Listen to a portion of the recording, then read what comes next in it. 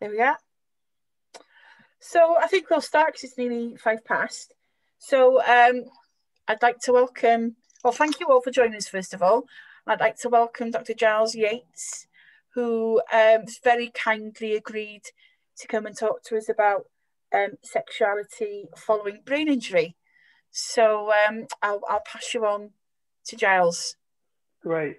And Theon, could you make me the co-host just for a second, just so I can Yes. share a screen? That'd be all right. There we are. All right. Great. So, hi everyone. Really, thank you for joining me today in a conversation that often neglected in brain injury services. It's a difficult conversation, a sensitive conversation at times. So, with that in mind, I want us to kind of feel safe and comfortable talking about things. And yeah, anonymous questions on chat are fine as well. So if you don't want to kind of unmute yourselves and say something, if you want to put a question in chat, I'll read out the question without kind of indicating who it's from and that kind of thing. That's no problem at all. And I've had a question sent in advance as well, which I'll talk about. But this is like the beginning of opening up a conversation, guys, because I know this is not talked about enough. So just setting the scene today. So I'm a clinical neuropsychologist.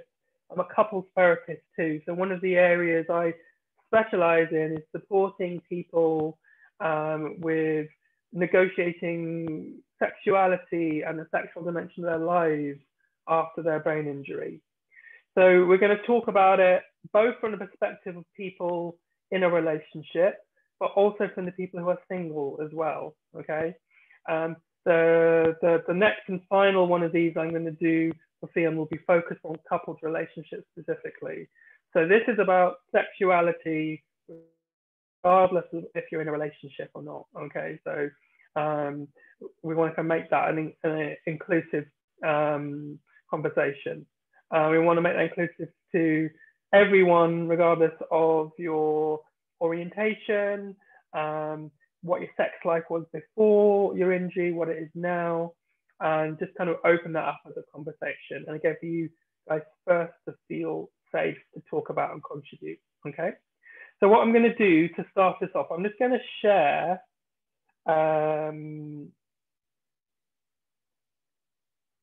one slide here. Right. Can you guys see that? Yeah, cool. All right. So if I was going to summarize the research on changes in sexuality after brain injury, there are two main bits. The first, if you look over on your left to the text in pink on the side, the research has shown that in terms of changes after brain injury, the minority, like less than 10%, involve increases in sex drive, increases in sexual behavior. They tend to attract the most professional attention because there might be changes that lead people into difficult experiences of other people. So kind of professionals get involved. But over 90% of changes in sexuality after brain injury are things reducing. So that's a decrease in arousal, in desire, in sensations, in abilities. So that could be, that could be getting an erection. It could be the ability to get into the same kind of positions during a sexual encounter, different ways to respond to partners, a reduction in those abilities, and reductions in mood and self-esteem and communication. So everything kind of, for the most people, reduces and becomes less. And it's those majority of changes that don't get talked about because they're less likely to be talked about or brought up by service users with professionals. And as we said already, professionals are still not in the habit of routinely asking about sexuality and talking to people about their lives post-injury. So that's the bit on the left. And then the bit on the right are the 4 circles. And I think a lot of the questions and a lot of discussions we're going to have together, guys, in this next hour is going to reflect some of these. So why do things change after a brain injury, given that most things are reducing? Well, in the blue circle at the top right, you've got the direct effects of a brain injury. So there are parts of our brain that act as thermostats for different aspects of our bodies, like our temperature, how hot or cold, how hungry we feel, how thirsty we feel, and our sexual drives and our arousal and our desire all kind of come from key parts of the brain. If they get damaged, that kind of sexuality thermostat can go haywire and lead in a minority of people to too much of those feelings, or the majority of people, a reduction in those feelings compared to before, and a reduction in the body's responses to those feelings. But also there are other aspects that are going to, as a result of the brain injury, are going to directly affect the expression of sexuality. So that could be mobility, balance, postural changes that will affect what position you can be in when you make love to someone, or your sensitivity, how much enjoyment you get from stimulation. Changes in cognitive abilities are key as well. Many people say that they can't be spontaneous about things anymore. Things need to be planned. And that's a bit of a passion killer, having to plan things, right? That people are used to kind of, it might be about, if you're with a partner yourself, you might feel in the mood and want to take it from there. That kind of spontaneous feeling in the mood might be really hard now. So the brain can directly affect your arousal, but also your physical and cognitive and emotional changes that have an impact on sexuality as well. So that's the blue circle. But then we have 3 other circles. If we go across to the left, the top left corner, side effects of medication is a huge one. And that's one of the questions we had in advance. That it may be that things have reduced because of the injury itself, but it's also very likely that a side effect of an antidepressant or an anti-epilepsy or a pain medication may be fogging things so much that all senses get dulled down, including sexual urges as well. So side effects of medication is often a huge one.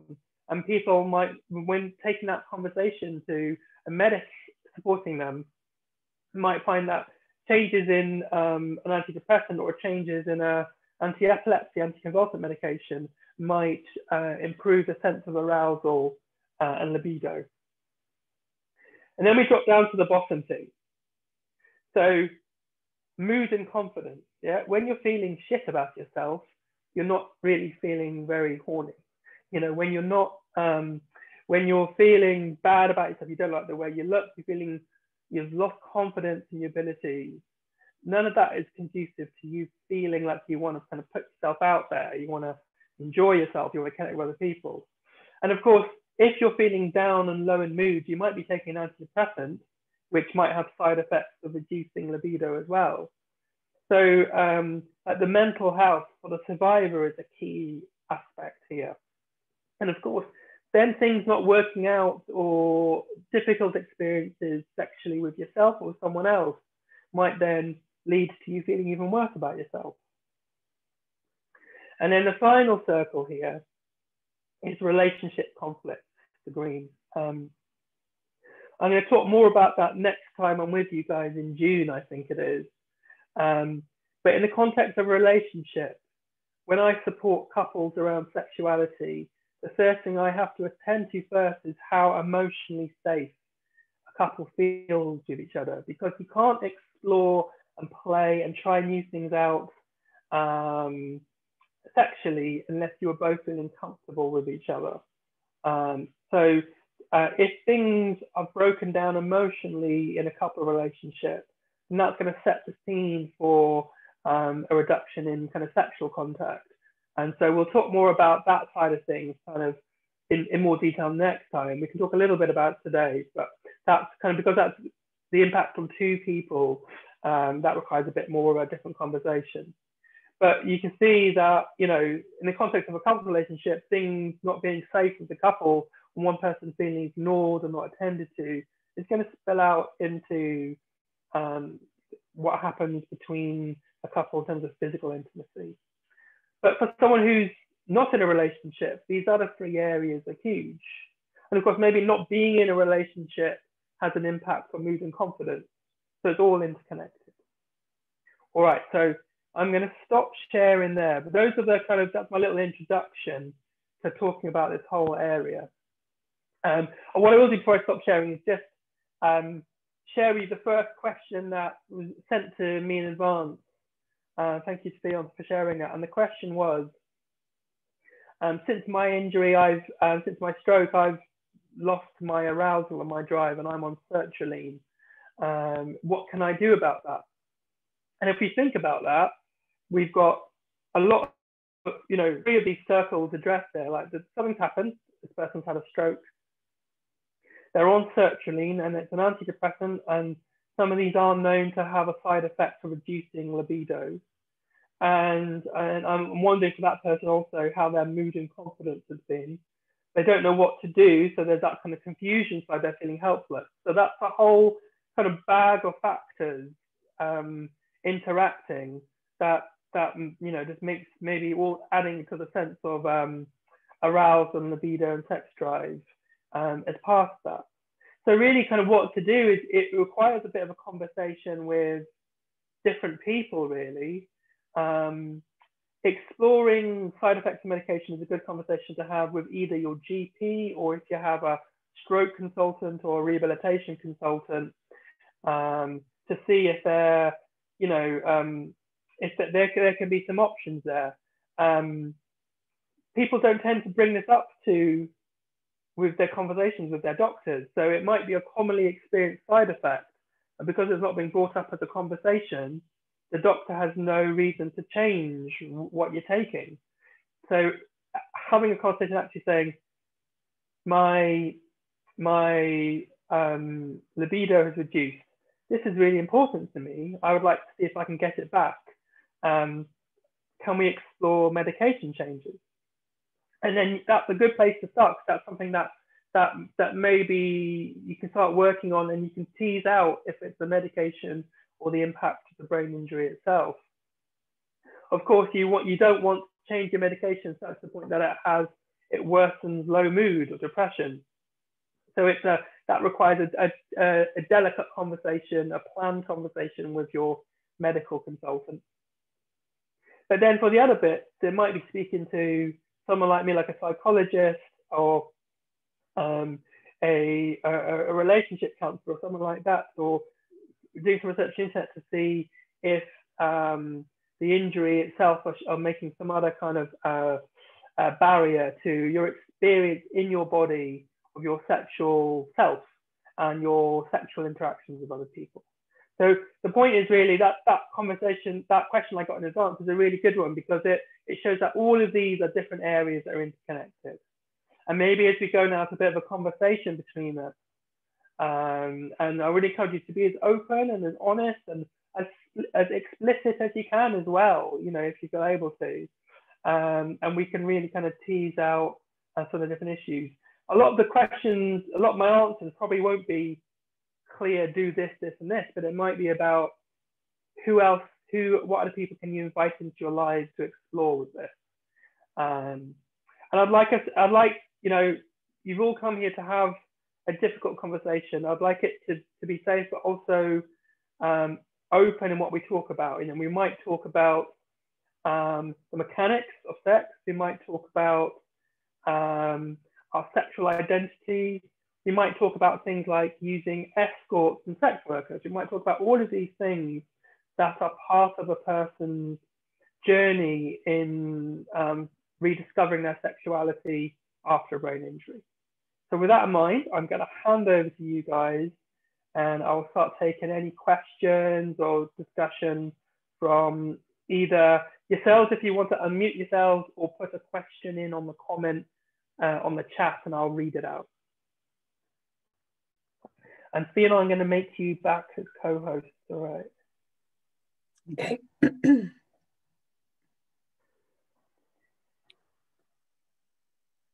So any questions from anyone you'd like to ask? I think you're host anyway. Yeah, I think, yeah, we're both hosts, I think, yeah. Okay. Yeah. So if you want to type anything in the chat? I know this is a really hard one, guys, to start the ball rolling. So, yeah, great question. Fatigue. Yeah, that's a huge one. And then I think I missed that when I just described the direct effects of the brain injury. I mean, yeah, isn't that key? Fatigue is by nature that oomph, that energy. And if people feel depleted and a shell of a person, then there's going to be no energy for sexual arousal, for sexual play and adventure with yourself or with someone else. And yeah, definitely a big precursor is maybe finding ways to conserve energy.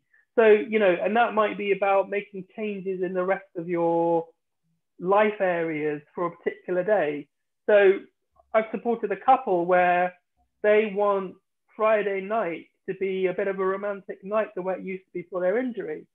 So they decided that Thursday and Friday, much less happens in the day. And actually, Thursday and Friday much less happens. And actually, they have some time to themselves in the day. They don't leave it till the evening when the survivor's too tired. They actually have a bit of kind of early afternoon play, and they find it great before the kids came back from school, you know. And some people make choices around, actually, you know, it's a bigger question about fatigue here, isn't it? But some people say, I could work for full time and you know, go, but I won't, because I want to work less hours so I have more energy for different aspects of my life.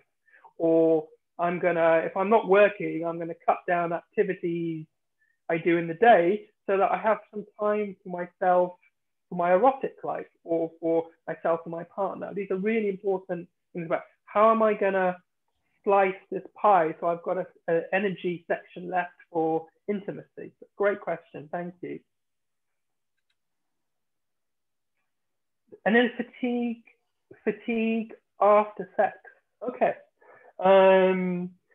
So that's an emotional fatigue. Yeah, that's an interesting one. I'm wondering if I've understood that. So would that be feeling kind of tired in a good way, a nice way after sex, or is it you're overwhelmed by the kind of emotional encounter with your partner, and that's quite an overwhelming experience? I wonder if that person, if you say a little bit more, maybe. I'll give you a chance to write a bit more in the chat if you want. We've got another one here, what a mixture. I don't know if that's a statement or a question, but definitely all these factors interact.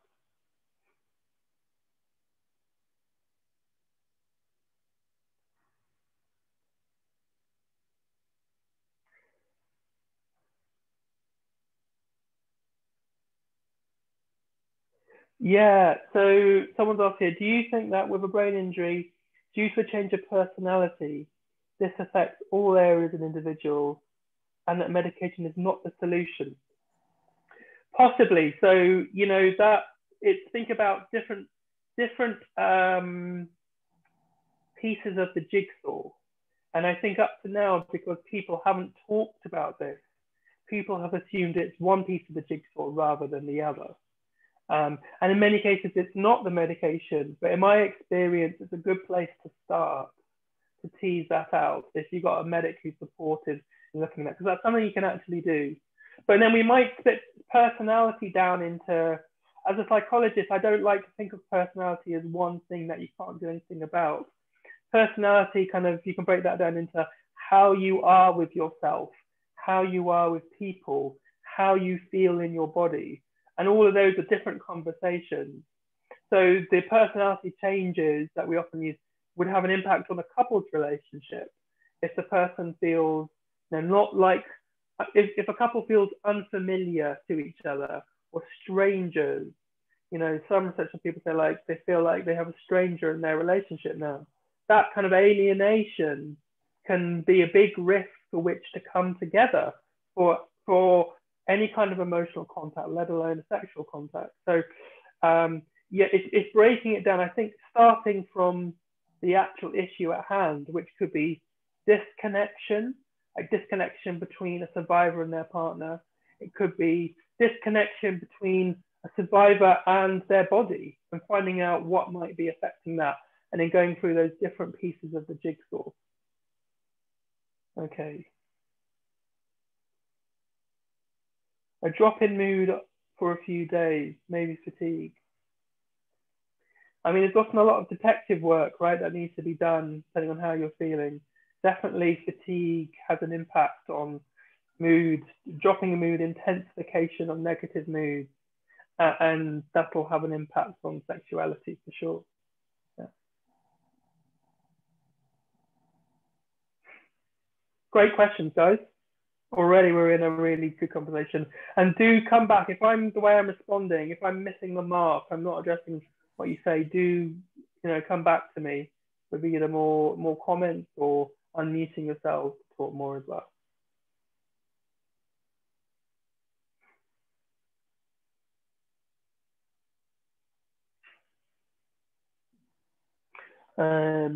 Having a brain injury makes you more dependent on your partner, which can mean you have sexuality to keep more happy. Okay, right, that's a really interesting point. So if you feel more dependent on your partner, and I'm not sure if this is from the perspective of a survivor making this comment or a partner, but if you feel more dependent on your partner, there's an idea here that maybe sex is something by which you can kind of keep someone happy or show gratitude, appreciation. I mean, it's complicated, and this is where the emotions get so kind of intertwined, and the dynamics of a relationship get so intertwined in all of this. I mean, it'd just be amazing. The ideal situation is if it's win-win, right? If both partners are taking pleasure and it's reciprocal, and it's a tough one if it feels one way, and I don't think that can often last if it's only a one-way thing and someone's not getting anything in return. That might be the beginning of a really important conversation where it might be feeling one way, or it might be feeling conditional in some way. One of the things that does reduce is communication. And actually, I find in the work I do as a couples therapist, is I'm encouraging partners to have more open and overt and explicit conversations with each other than maybe they ever did before the injury. We're not a great set of nations at talking about sex, and that leads to misunderstanding and people getting on different pages and assuming that they need to know, they need to be telepathic and need to know what their partner needs, or kind of have this prowess that they don't need to ask. But actually, the best sexual relationship, I think, comes out of communication. There's a whole approach to like sexual therapy called sensate focus, where basically the couple is staying in the here and now and saying, I like this, I don't like this, do this more, don't do that.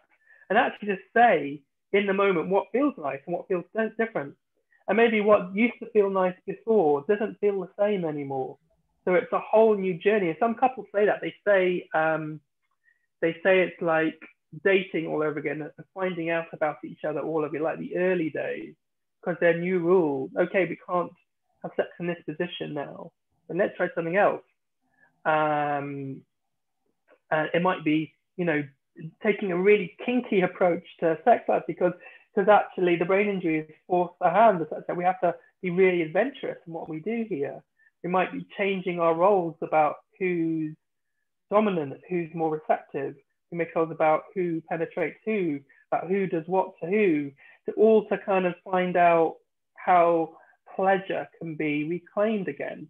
So it can be quite an adventurous process that goes back to safety. If you feel safe and trusting with your partner, that's your place. If the emotions are complicated, then that's not a great place to start playing and exploring and finding out.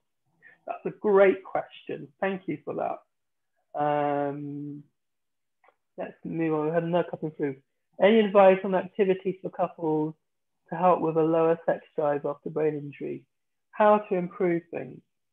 Yeah, that's one of those kind of $1 million questions. I think it's, if we've talked about the things to talk about there, just starting off with fatigue management, right? Just seeing, can that pot of energy be reclaimed for intimacy?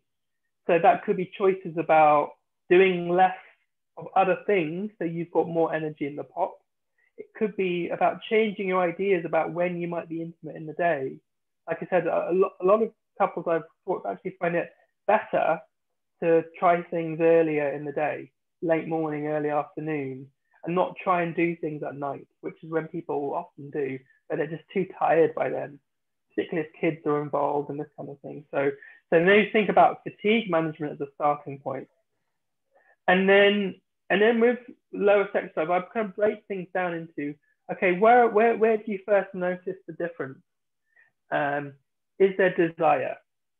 Do you experience desire when you see your partner, or do you experience desire when you see someone else, like on TV or on the internet or something, or in the street? Do you know where there's desire? And think about where you're feeling that desire and arousal. And then you might then, okay, if that's in place, is it about how my body builds things up? You know, where does that desire, that arousal go? And if the question is, I can't get to climax or orgasm or something like that, then you might think about the idea of just slowing everything down and staying in the moment and communicating with your partner about, focusing on sensation and pleasure and without expectation where it's going to go, just kind of explore things step by step, and just so go, if the desire is there and your body responds, how do we encourage that? And then it gets more and more complicated depending on, is it an issue around erectile dysfunction? Is it an issue around vaginal lubrication? Is it an issue about all these other kind of things? And there's kind of different conversations to get into there. But in terms of breaking lower sex drive, break it down into, do I have desire? Do I feel horny? Who do I feel horny with? What things make me horny? What situations? What's going in my head? What am I looking at? If that's there, how does my body respond? How do I respond to sensation by touching myself or with my partner touching me? And just take it a stage at a time. And so it's really kind of finding out more things the more you get into it.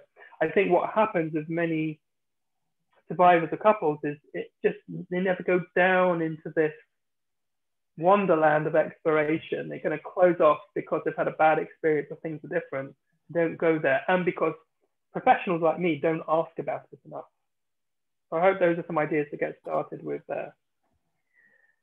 Okay, so one next one. I work in Headway, Lincolnshire, and recently have had someone ask me whether I can support him in helping to find a sex worker, and he's unable to have a relationship. I feel a little uneasy about doing this, but recognize that he has sexual needs. Am I allowed to help source a sex worker? Thank you for that question. That was a really brave question, a really important question. Do you know what? So yes, you are. And it's a conversation that you need to have with people relevant. So obviously there's a conversation you and the survivor are having, and it requires, I think, a conversation also with the people you work with. You know, there's a really great disability sex workers agency. So sex workers for people with disabilities and disabilities. I've forgotten the name of them right now. If anyone knows, they can put it in the chat. It's just come across my head.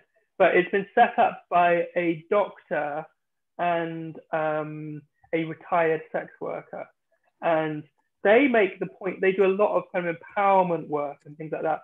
they make the point at it that it's unethical not to, because you are discriminating. It's against the Equality Act not to, because you're discriminating against someone for the virtue of having disability in accessing sexual services the way that someone without a disability would be able to do easily for themselves. So they make a very strong legal argument in favor of supporting someone to do that. So I work with many survivors who have support workers, a team of support workers who support that person to use escorts. And they do it in a planned way.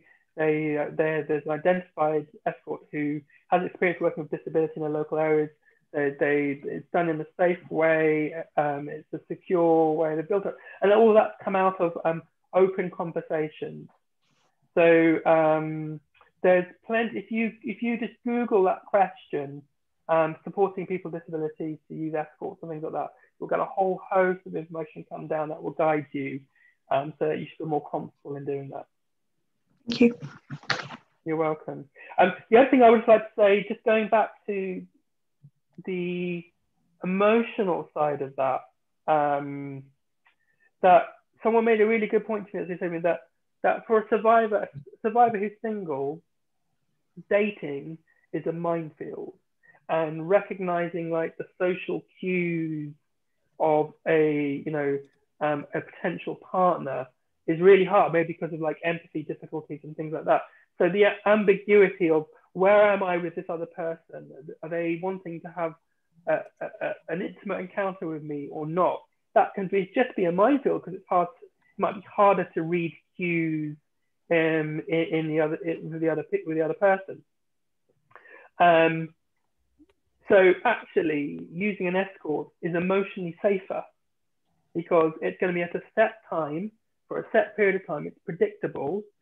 You're clearly knowing what the other person, both people know exactly why they're there and what's going to happen. And the conversation about what's wanted and okay with the person, it just happens more clearly. So there's a really interesting argument that it's actually emotionally safer in using an escort than negotiating a date or a hookup with someone, who's not a paid sex worker. So it's an interesting stuff, but it's a complicated area, but it's definitely really good. I think, let's just see, someone's been put on here. That's at TLC. Thank you, Theon. TLC. Yeah, if you look at the chat, TLC's put on. TLC, if you look at their website, so they have a directory of sex workers, of escorts who specialize with disabilities. They're not many on there, and they tend to be more kind of south of England. I think in south of England, South Wales, I think last time I looked. So there's a great way to get a framework on and get some advice. But if you're in other parts of the country, the other thing that people use is something called adult work. And adult work is like a directory / Facebook of escorts. And you literally have drop-down menus where you are selecting what gender of the person you want. And there's even a tick box to say specializes in people with disabilities. What you can't vouch for is that everyone uses adult work.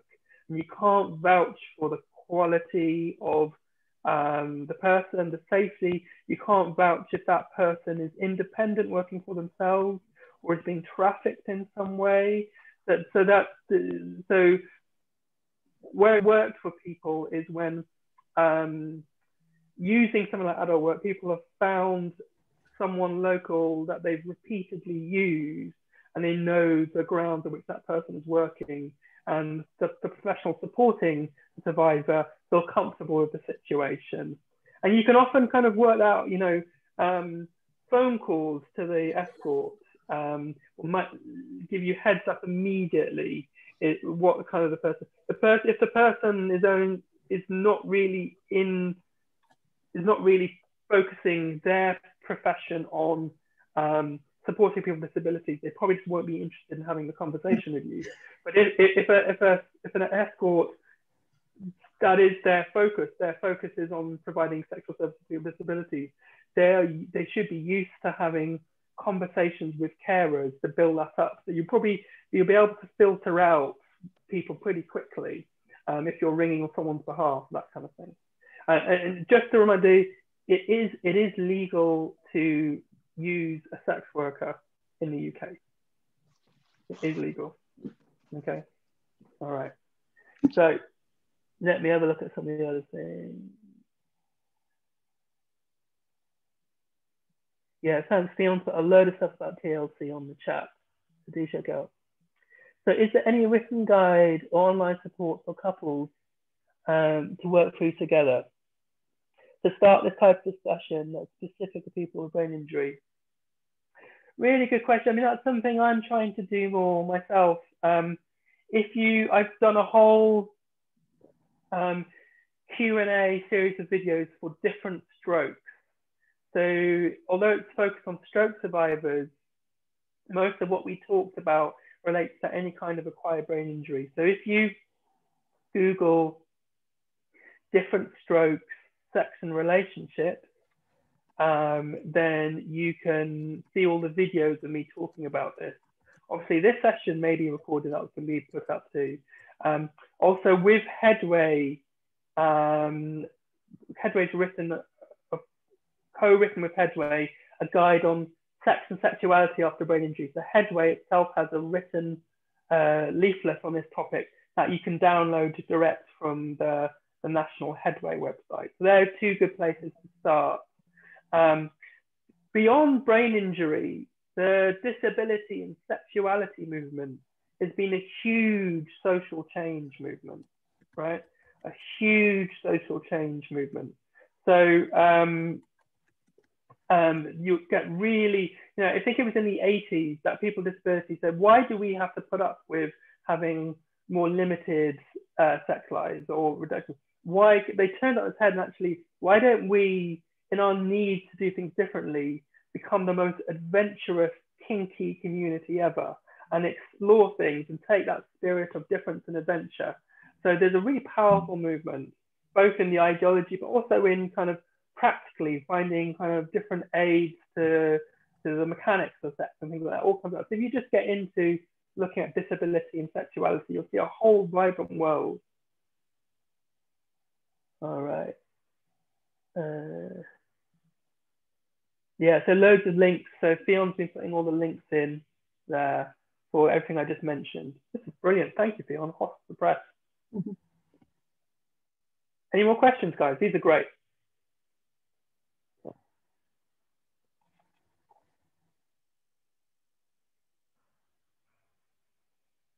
You're welcome if you're feeling brave to unmute yourselves and speak as well, if typing is going to feel a bit too much.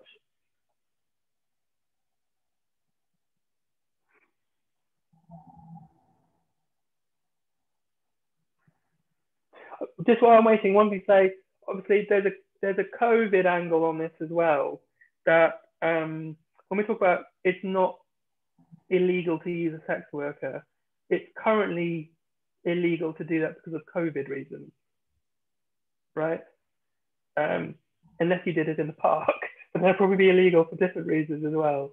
You can't have a stranger in your house at the minute. So that's one thing that is stopping people I know accessing escorts at the minute. And based on the roadmap, that's going to change. I think the rule of thumb is to follow the kind of when like massage therapists and things are allowed to start working again. That's probably the good time when other bodily orientated one-to-one contact is allowed.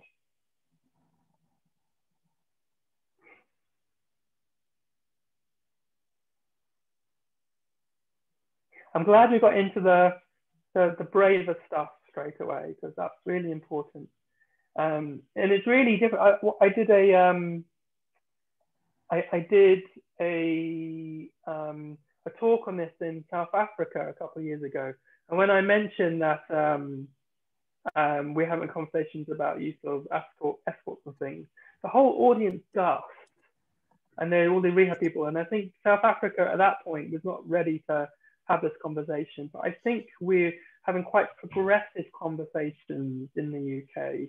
And in the context of some of my solicitor colleagues, in the context of settlement of claims after accidents and things, are including things like an allocation of funds for the use of escorts in a person's lifetime, things like that. So basically it's going back to, you know, what rights does everyone have to have when all dimensions of a person's life? There should be funds and support to allow someone to engage with all aspects of their life, right, including sexuality. There's no real reason why that should be just cast off straight away. Not at all. It'd probably be a complicated set of conversations, but it's the process of something to work on and work through, talking to other people while we do it.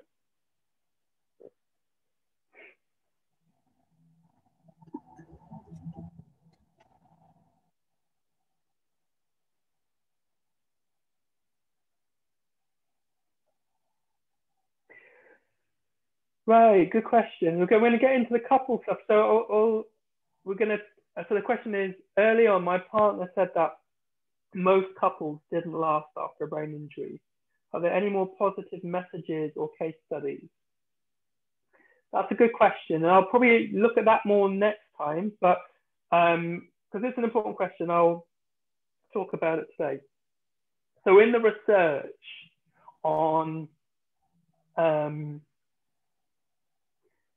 outcomes for couples after brain injury, the first few studies that were done in the late 70s and 80s, they were done with small numbers in the research, and they found quite negative outcomes.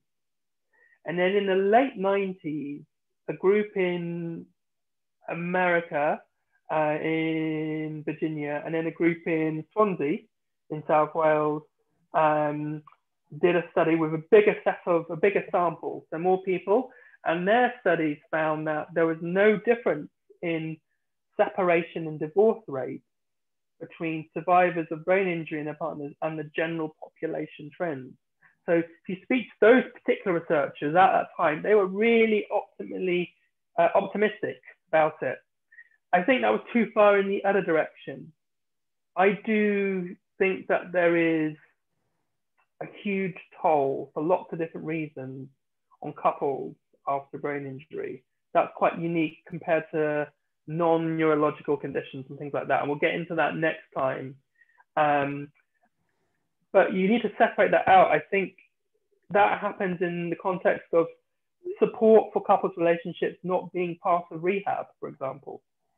I'm going to talk about this next time, but why do we not dare to rehabilitate love? We try and rehabilitate walking and independence. Why can we not try and rehabilitate love? We make love songs about it, poetry. We prize that in our life. Why should that not be a goal of rehabilitation or services that follow? You know, that's a big kind of omission in the rehab model up to now. And myself and colleagues are trying to change that. So I think you can't tease apart couples suffering when they've also had no support to look at that. So I think support is needed, but it is a tough old journey. And it may be hard because of strains in the relationship before the injury as well. You know, I think our relationships, we all crave a relationship with someone else, but it's the hardest thing in the world at the same time. And we all have our own kind of vulnerability points and fault lines and strains. And a brain injury can open up those fault lines, open them up and make them bigger, or bring in something completely new that challenges the relationship. So I think just speak to someone about it, get into a conversation where possible. It could be in your local Headway, it could be through a Relate, couple therapist. It could be, if the brain injury team has that expertise, maybe the psychologist is the one exploring that. But I think the first step as the sex is start the conversation, say like, this is happening between us, this is tough, and we need some help with this. When it comes to couples, what's tricky is there's two of you, right? There's two of you. So you might have an idea what's wrong in the relationship, but your partner may have a very different story. They might have very different views. So the big thing at the beginning is getting onto the same page. You can get onto the same page and understand how things have got to be the way they've got to be. Then there's a starting point. So that's a tricky one, actually understanding what's hard from each person's point of view. And I'm going to talk a lot more about that next time when I do the webinar on couples relationships specifically. There's also, in the same way that we did a leaflet on sexuality after brain injury, Headway has also done a leaflet on relationships after brain injury. I'm sure Leon will find that and ping that over. Oh, you've already put it on already. Relationships. Yeah, yeah, sex and sexuality, and then there's a relationships on as well. I'll just ping that on now. Grand.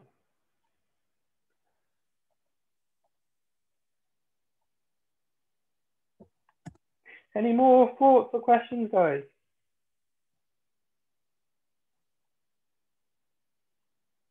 Thank you again for your honesty and openness.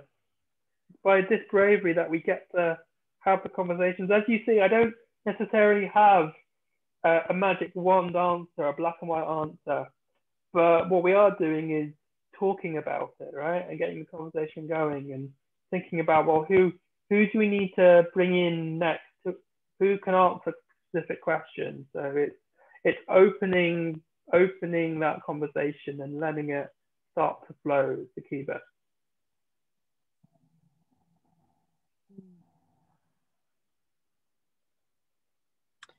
So any more questions, or are you all happy? Yeah. Well, thank you very much, Giles, for taking the time to talk to us again today and give us all that really useful information and answering the questions. And thank you everyone for joining us as well. So you're very welcome. Yes, it's been really useful and lots of information. So that's brilliant. Well, thank you very much. There's a message there from Robert Booth. Many thanks. You. So you're very welcome. And can we just check in? How are we feeling about what's been discussed today? Are people happy for that to go out and be shared, or is there any point people said actually I wouldn't want people to? I didn't think I mentioned any names from the chat, so I think that might work quite well to keep everyone anonymous. Okay, I think we're probably good to go to share that then. Yeah, right. Brilliant. I will share the link when it's on, and any of the information, the links that I've shared as well, I'll put that in the email. So, okay then. Well, thank you all very much. Okay. Thank you. Bye, everyone. Okay, bye. Bye.